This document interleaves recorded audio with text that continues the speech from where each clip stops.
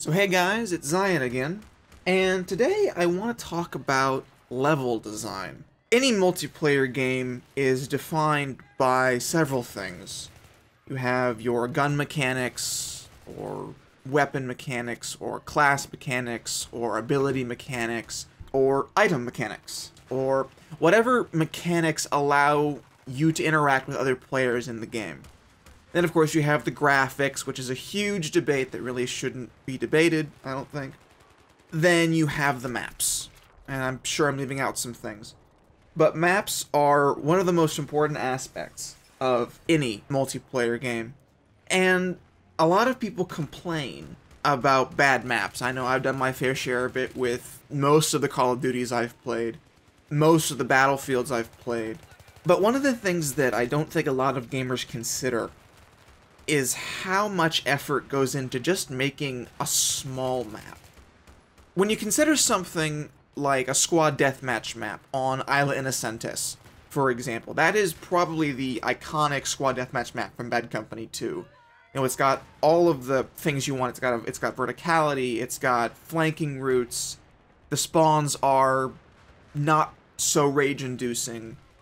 I know D. Crew Collins spent a lot of time on that map, testing out different setups, finding his hipfire ranges, finding where he's comfortable with certain weapons, and working on setups that he wouldn't normally use. But thinking about that, designing a map that everyone likes is hard.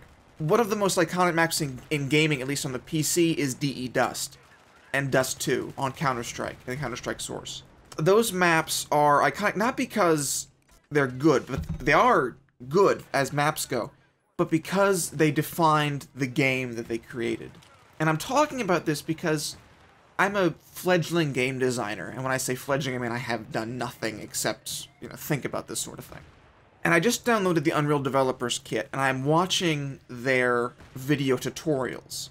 I'm not even halfway through the introduction, and I look at some of these map wireframes, and there is so much work that goes into one of these things. And gamers don't understand that. Now, I'm not saying that we should excuse badly designed maps, like, some of the Battlefield 3 maps and some of the MCOM placements, they're terrible. But we can't discount the fact that it's not just one guy making these AAA maps. They're designed by committee. And the map in the design phase, with the sketches and the brainstorming and all of that, it's not the same as the map that finally gets put out. A lot of the times the map that is conceptualized looks and feels and plays nothing like the map that gets into the final game. And the same will have been true for the close quarter maps coming out soon. We're all worried about what those maps will do to the game. Will it become a shotgun fest? And I think that it will.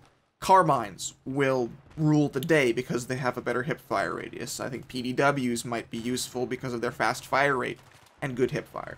But we worry about what the game's becoming. Is it becoming a Twitch shooter, where the guy who gets on target first wins? Or is it staying a skill-based shooter, where the guy with more skill beats the guy with less skill? And I know there's a very large portion of the Battlefield community that wants the skill-based, where the guy who has more skill wins, and the guy who has less skill is, goes back to respawn.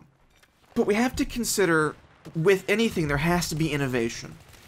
And when you're thinking about innovation, you're not just thinking about going back to what worked in Battlefield 2, or what worked in Battlefield 1942. Those are different games for different times, for different systems, on different engines.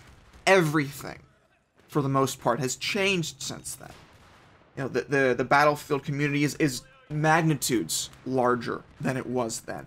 The player base, most of them probably haven't played 42, Battlefield 2. I bought Battlefield 2, but I haven't touched it.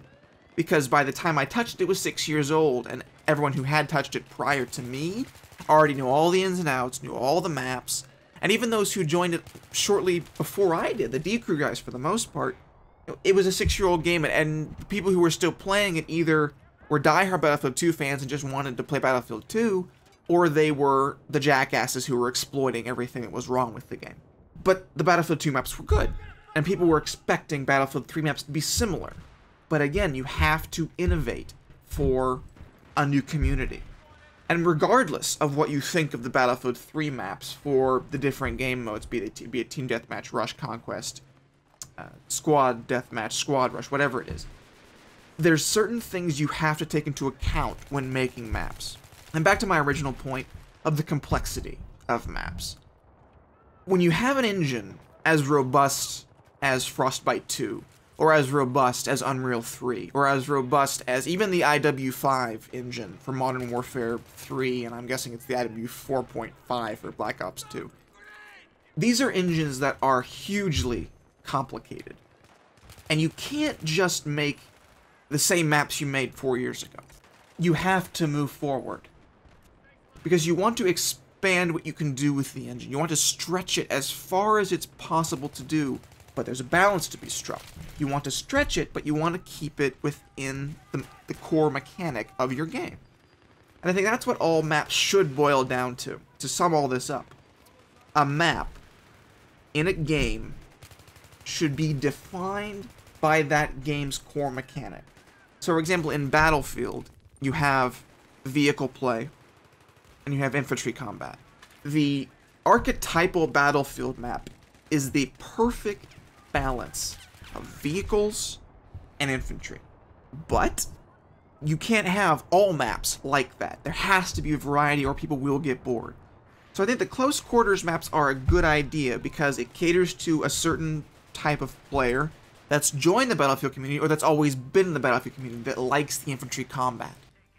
But then they're coming out with Armored Kill, which caters to the huge maps, the heavy metals, the Atacamas, the Caspian borders, all those maps that help to define the Battlefield experience. And if you don't have that definition, you as a map designer are not doing your job. And if the next commentary isn't about my gaming history, it'll be another design diary. I'll see you guys then.